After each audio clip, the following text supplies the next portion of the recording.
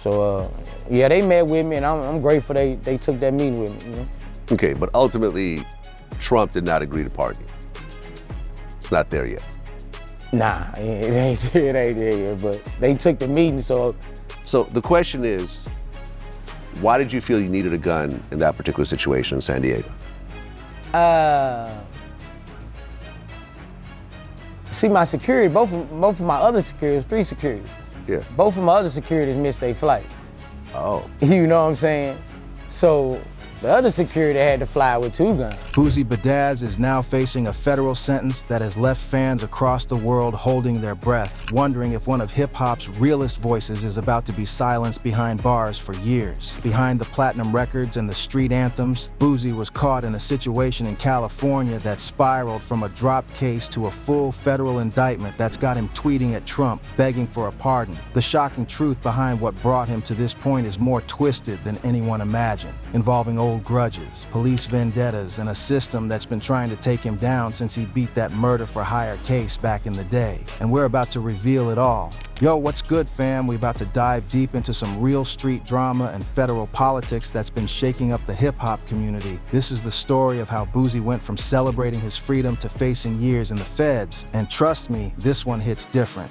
Now, before we get into this wild ride, let me keep it 100 with y'all. Social media been buzzing with rumors about Boosie's situation. People saying he's cooked, others saying he'll walk free. But yo, we about to separate the facts from the fiction, the real from the fake, using Boosie's own words from his interviews right here. That's the year that changed everything for Boosie Badazz. This Louisiana legend was out in San Diego, California, doing what he does, getting to a bag, performing for his fans, living his life. But one performance at what looked like a regular show turned into a federal case that's been hanging over his head for 3 years now. 3 whole years, fam. Now, hold up before y'all start thinking this was just another rapper caught slipping with a gun.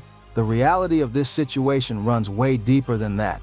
This ain't just about one gun charge in California. This is about a police department in Baton Rouge that's had it out for Boosie since he beat that murder-for-hire case, and they made damn sure California didn't let this one slide. But here's where it gets real spicy. And trust me, you're gonna wanna hear every detail of this. So check it. Boosie was out in San Diego for a performance. Now, for those who don't know, when you're an entertainer at Boosie's level, you get addresses, you show up, you perform, you get your bread, and you move on. That's the game. Boosie said it himself in his interview. He landed there. His show was at 9 or 10, and he was thinking it's just a quick little bag, you know? 10, 15,000. Nothing major for someone at his level, but still money worth getting. But when Boosie pulled up to this spot, it wasn't your typical venue. This was an active situation, fam. We're talking Crips, gang members, the whole 9. The environment was hot, and Boosie knew it the second he got there. Now, in that moment, Boosie had a choice. He could have said, you know what, here's your money back. This looks a little dicey. Let's reschedule. That's what a lot of people would have done. That's what Vlad even said he would have done in that situation. See?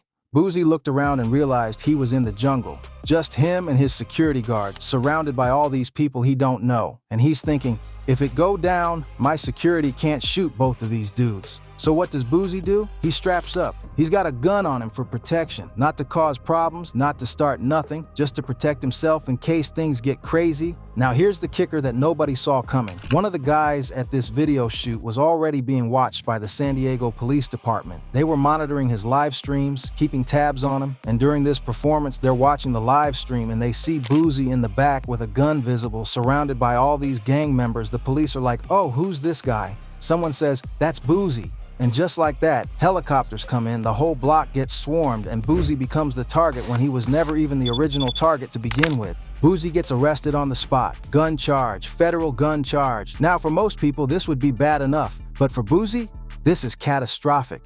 See, Boosie's from Louisiana. He's got prior convictions. Third offense marijuana possession that got him 10 years back in the day. He's a convicted felon, which means he's not legally allowed to possess firearms, even for protection. Even though he's an entertainer living in gang-banging neighborhoods. Even though he's got a target on his back, the law says he can't protect himself or his family. But yo, this is where the story gets deeper than just a simple gun charge. See, at first, this was a state case. Boosie's lawyers came in strong, and they got the state case dropped. Boosie was celebrating, fam. He was on vacation with his family, living his best life, thinking this nightmare was finally over. Me and Boosie even celebrated on camera. We were like, yeah, finally this is done. Congratulations. Shout out to your lawyers. Then, 3 weeks later, Boosie gets a call. His lawyer Daman calls him while he's on the beach with his family and says, "They just indicted you again." The feds picked up the case. The federal government decided they wanted a piece of Boosie. Boosie said he was so pissed, man. He was actually celebrating on vacation and boom, re-indicted. But here's what a lot of people don't understand about this situation. This wasn't just the feds randomly deciding to pick up a case. This was orchestrated. This was personal. Let me break down for y'all what's really going on behind the scenes. Boosie beat a murder-for-hire case back in the day. That was a major case. And when he walked free, it embarrassed a lot of people in law enforcement, especially in Baton Rouge. The Baton Rouge Police Department has had it out for Boosie ever since. They've been watching him, waiting for any opportunity to bring him down. So when this California gun case popped up and got dropped at the state level, somebody in Baton Rouge made some calls. They made sure the feds knew about this case. They made sure California picked this charge back up and followed through with it. Boosie even talked about how the prosecutor was fishing, sending subpoenas to his son's friends, asking about trafficking in guns. He said, "What the f*** I look like trafficking guns? You're fishing, bro. You know this shit ain't strong. You're fishing." But the feds don't care if the case is strong or not. Once they indict you, they got a 95% conviction rate. They will bury you in legal fees, drag the case out for years, and make your life hell until you either plead out or go to trial and lose. Now, there was a Supreme Court ruling that actually went in Boosie's favor. The case got dropped by the judge because the ruling said it was unconstitutional. Boosie was free again. But then the government appealed the Supreme Court ruling and they won. The case was back on. Boosie could have appealed that decision, but that would have been another 2 or 3 years of fighting, more legal fees, more stress, more time with this hanging over his head. Boosie said, "I wasn't going to go to trial with it from the jump. I feel like this is the right move for me. I trust in God." That's when he made the decision to accept a plea deal. The real kicker though, Boosie pleaded guilty to the gun charge. He's going to officially enter his plea on August 26th, and after that, there's a sentencing hearing where the judge will decide how much time he gets. And this is where things get real scary for Boosie and his fans. Now, Boosie's lawyer can't say too much because of attorney-client privilege, but from what we know, the prosecution is pushing for 2 years. 2 years in federal prison. For Boosie, that's 2 years away from his kids, his family, his music, his businesses, 2 years of his life gone. But here's the thing, it's ultimately up to the judge. And for the first time in his life, Boosie says he's got a fair judge. He said, "This is the first time I've ever had a judge who I would say is fair. I've always had hard white men judges. I've never had it on my side, Vlad. I always felt hate from another judge. I feel like there's no hate in her heart for me." That's huge, fam. Boosie's always gotten the worst judges, the ones who wanted to throw the book at him. But this judge in California, she's going by the book, she's fair, and she doesn't have a personal vendetta against him. That gives Boosie hope that maybe, just maybe, he can get probation or time served instead of those 2 years. See, Boosie already did a year on an ankle monitor for this case. A whole year of his life restricted, can't move freely, can't travel for work without permission. That's time served right there. And it's up to the judge to give him credit for that ankle monitor time. If she does, and if she's as fair as Boosie believes, he might walk away with probation and no additional jail time. But Boosie ain't taking any chances. He knows the system, he knows how they do. So he made a move that shocked everybody. He tweeted out asking Trump to check his case out and pardon him like he did for other rappers. Now, for y'all who might not understand the politics of this, let me explain. Trump pardoned Lil Wayne and Kodak Black during his first term. Both of them had federal gun charges, similar to what Boosie's dealing with. So Boosie's thinking, if Trump did it for them, maybe he'll do it for me. It's a long shot, but when you're facing 2 years in the feds, you take every shot you got. Boosie tweeted, "Just accepted a plea deal from the federal government on my gun case.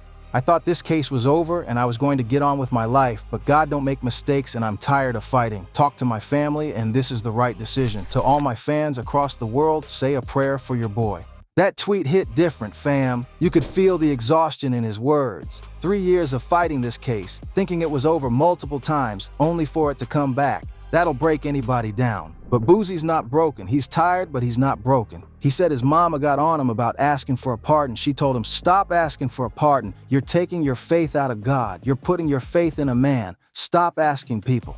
And Boosie took that to heart. He said, "I trust in God, man. If God wants me to get something light, if God wants me to stay free, he gonna keep me free. If he wants me to go to jail, he gonna send my ass to jail and set me up for a bigger crown." That's the mindset Boosie's in right now. He's accepted whatever's coming. He's built for this. He said it himself. "I'm built for this shit. God built me for this." He built me to go through shit for something else, for something bigger. I've been in way worse shit than this, bro. And he's right. Boosie beat a murder for hire case. He survived cancer. He's been through hell and back multiple times. A gun charge? That's light work compared to what he's already survived. But that doesn't mean it don't hurt. That doesn't mean he wants to go to jail.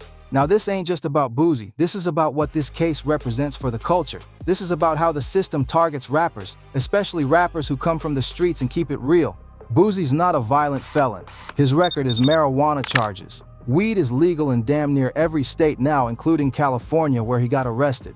But because of old convictions from Louisiana, he's not allowed to protect himself. Think about that for a second. Boosie's an entertainer who performs in gang-banging neighborhoods. He's got a target on his back. People know who he is, they know he's got money, and there's always somebody looking to make a name for themselves by robbing or hurting a celebrity. But the law says he can't have a gun to protect himself or his family. How is that constitutional? Boosie said it himself. I feel it's unconstitutional, just like the courts had ruled the first time on the US versus Dart. I feel like me not being allowed to protect my family is unconstitutional. I would have never did time in jail in no other state, and he's got a point. In Louisiana, they threw the book at him for marijuana. In California, they're trying to give him 2 years for a gun he had for protection. Meanwhile, you got people with way worse records walking free because they cooperated or they had the right connections. The street's been talking, fam. People from the feds are already calling Boosie, blowing up his phone. He said, "When you coming up here? We just heard the news, man. You need a cellmate? Where do I sign up? I got a bag waiting on you." You straight. They're calling from everywhere because they know Boosie's a solid dude. He's never snitched, never cooperated, never turned his back on the code. But that solidarity comes at a cost. And right now, that cost might be 2 years of his life. The Baton Rouge Police Department wanted Boosie locked up after he beat that murder case. They've been waiting for an opportunity, and when this California case popped up, they made sure it didn't go away. They made calls, they pushed the feds to pick it up, and now Boosie's sitting here waiting to find out if he's going to spend the next 2 years behind bars. But here's what I know about Boosie. He's a survivor. He's been counted out before and came back stronger every time. Whether he gets probation, time served, or those 2 years, he's gonna come out on the other side and keep pushing. That's just who he is. The real question is, will Trump step in and pardon him like he did for Wayne and Kodak? Will the judge give him credit for that year on the ankle monitor and let him walk with probation? Or will the system finally get what it's been trying to get for years? Boosie behind bars? We won't know until the sentencing hearing, but one thing's for sure.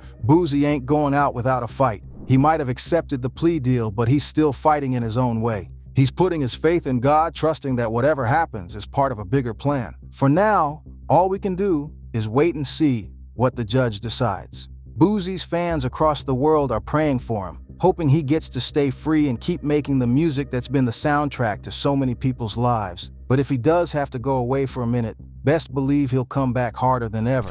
The feds might think they got him, but Boosie's been through worse. He's built for this, and when it's all said and done, he's gonna be all right. Because that's what survivors do. They survive. What are your thoughts on Boosie's situation and his chances of beating this sentence? Do you think Trump will pardon him? Do you think the judge will give him probation or send him away for 2 years? Share your thoughts in the comments and click on the videos on screen for more updates on Boosie's case and other hip-hop news. Stay blessed, fam. We'll keep y'all updated as this story develops.